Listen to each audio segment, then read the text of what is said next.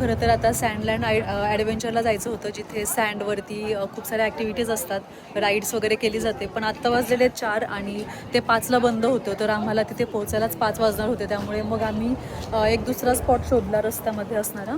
तर आम्ही सील केव म्हणून पण एक जागा आहे, तर तिथे चाललो होतो. पण आता रस्त्यामध्येच आम्हाला इथे वेल वॉचिंग सेंटर दिसलं आहे आणि असं दिसतंय की वेल्स दिसत आहेत इथे. तर इथे हा खूप मोठा ओशन आहे, म्हणजे महासागर आहे इथे हा पाठीमागे. आणि आम्हाला दिसलं की खूप लोक बोट वगैरे जात आहेत आतमध्ये आणि वेल वॉचिंग होतं आहे. आणि हा जो सीझन आहे हा आयडियल सीझन आहे वेल वॉचिंग करण्यासाठी. आणि तिथे आम्ही विचारलं आतमध्ये की आत्ता वेल्स दिसत आहेत का, तर त्यांनी सांगितलं आहे की आत्ता हा वेल्स दिसत आहेत आणि खूप लोकांनी आज वेल पाहिलेले आहेत. तर आता आम्ही जरा चौकशी करतो आहे, जर इथे आम्हाला एखादी टूर मिळाली तर मग वेल वॉचिंगच करूयात. बघूयात आधी ह्या वेल वॉचिंग सेंटरमध्ये काय ते. वेल वॉचिंग जानेवारी जानेवारी नाही बघा, सप्टेंबर असतो जे बेस्ट टाइम. खूप साऱ्या बोट फक्त वेल वॉचिंगसाठीच गेलेले आहेत. दिसते का बघा तुला वेल दिसते का? हां आतमध्ये असणार, जरा ती थोडं कडेला नसणार, आतमध्ये असणार बघा. हां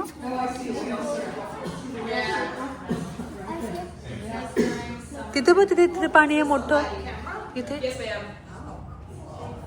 हो सारांश ते बघ तिथे वाटतं वेल ती. हे बघ मध्ये ते पाणी दिसतंय का, तिथे वेल आहे. तुझ्या बायनोक्युलर मधनं पण बघू शकतोस. ती बोट आहे ना, बोट बघ ती जी बोट आहे बघ इथे. हा तिथे. अरे इथे एवढं जवळ. हे बघ दिसले का? दिसली पिल्लू? आहेत खूप आहेत. अरे वा, चल बाहेर जाऊन बघायचं का बाळा? नाही तिथे गर्दी झाली आता, बाहेर गर्दी झाली आता, खूप जवळ आली एकदम किनाऱ्याला. हे बघ थोडी अजून वरती यायला पाहिजे ना. चिकू दिसतीये का तुला? दिसली ना बाळा? हे बघ हे बघ हे बघ, दिसली का आता? अरे एवढा तर वरती आहे, खूप क्लोज आहे. सगळ्या या वेगवेगळ्या कंपनीच्या बोट आहेत आणि या बोट घेऊन जाणार आहेत पलीकडे समुद्रामध्ये वेल पाहण्यासाठी. सारांश एक्साइटेड आहे का पिल्लू वेल बघायला? काय घेऊन चाललायस तू? दाखव वेल कशाने बघणार आहे. Let me see you close. Buster या आमची बोट, या बोटमध्ये बसतोय आम्ही.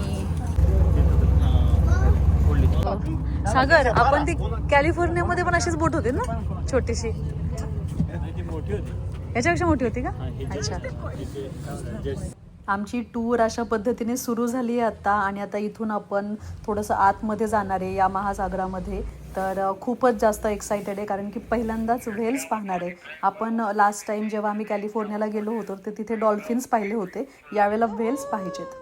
व्हेल वॉचिंग म्हणजे मला आधी असं वाटलं होतं की व्हेल जी आहे ती पाण्याच्या बाहेर येईल, उडी मारेल आणि पुन्हा आतमध्ये जाईल. जसे डॉल्फिन पण खूप क्लिअर दिसतात आणि कधी कधी ते उड्या मारतात बाहेर. पण आज आपण जी व्हेल पाहतोय ती ग्रे व्हेल आहे. ग्रे व्हेल ह्या साधारण 41 ते 50 फूट लांब असतात आणि 30 ते 40 टन इतकं त्यांचं वजन असतं. आणि जरी त्या एवढ्या मोठ्या असल्या तरी आपण पाण्यामध्ये एकाच वेळी पूर्ण व्हेल पाहू शकत नाही. आणि त्यांचा शक्यतो पाठीचा आणि मानेचा भाग सहजासहजी दिसतो. आणि त्या पाण्यावर येऊन श्वास घेतात आणि श्वास घेऊन पुन्हा पाण्यामध्ये पोहायला जातात. आणि जेव्हा ते श्वास घेण्यासाठी पुन्हा वरती येतात तेव्हा त्यांच्या पाठीवरती ब्लो होल आहे, तर त्यामधून त्या पाण्याचा फवारा बाहेर सोडतात. बेसिकली हे त्यांचं श्वासोच्छ्वासाची त्यांची प्रक्रिया आहे. आणि श्वास घेऊन त्या वेल पुन्हा पाण्यामध्ये जातात. आणि एकदा पाण्यामध्ये गेल्यावरती त्या ठिकाणीच बाहेर येतील असं नाहीये, त्या दुसऱ्या ठिकाणाहून बाहेर दिसतात. त्यामुळे इथे आत्ता आपल्याला जवळपास मला वाटतं 5 ते 6 वेल आहेत.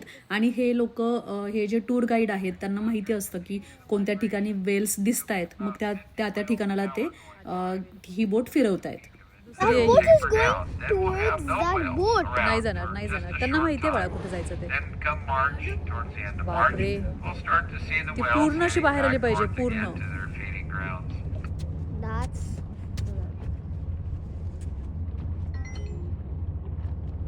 आता नाही येणार मला वाटतं, ती बोट बरोबर तिथे आली आहे. बघितलं आतापर्यंत. अजून एक अजून एकदा अजून पाहिलं एक. बघ अजून तू एकदा दोन. तिथे सारांश तिकडे बघणार आहे असं आणि पाय वरती घेऊ नको ते बघ तिथे इकडे समोर बघ तू बाबाच्या तिथे जा गो कुठे कुठे कुठे कुठे हा हा तिथे पण ती येत नाहीये बाहेर मला Bubbles वाटतं. झाल्यावर असं झालं होतं आता जाते ती है ना जाते ना ती खाली जाते हा मग नाही येत आता वरती हे काय ते बघ हा दिसली दोन आहेत. एक तिथं एक तिथं. That's exciting. First it was exciting, now it's getting more सारांश बघ ना exciting शोना all the time.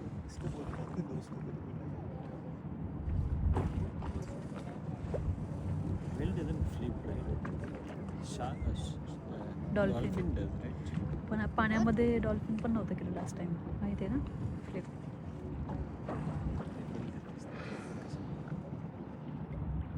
Oh, so big.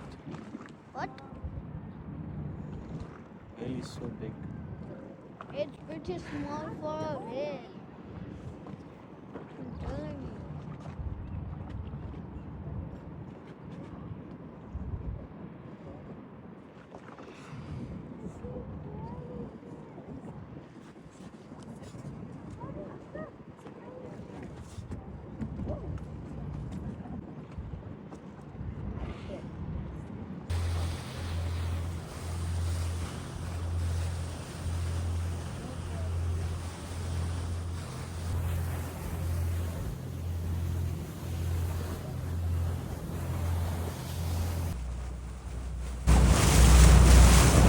Hi, jellyfish.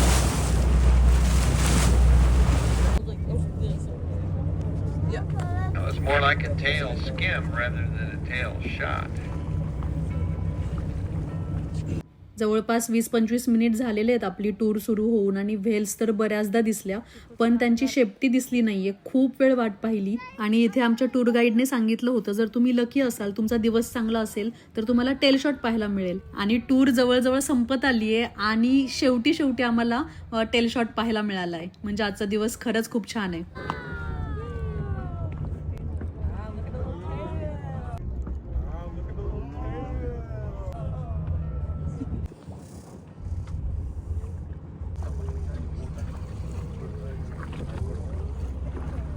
शांत बसत That's Dr. Flanagan.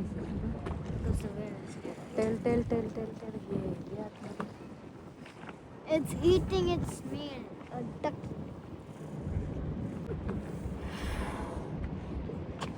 I want to eat that. See? Why did the whale pass the duck?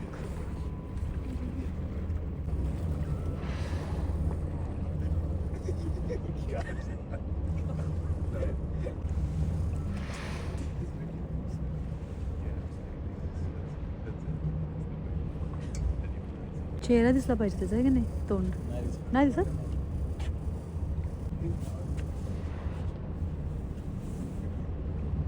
मला दिसतंय त्याचं डोकं. There. That's his nose. Look at what's going on.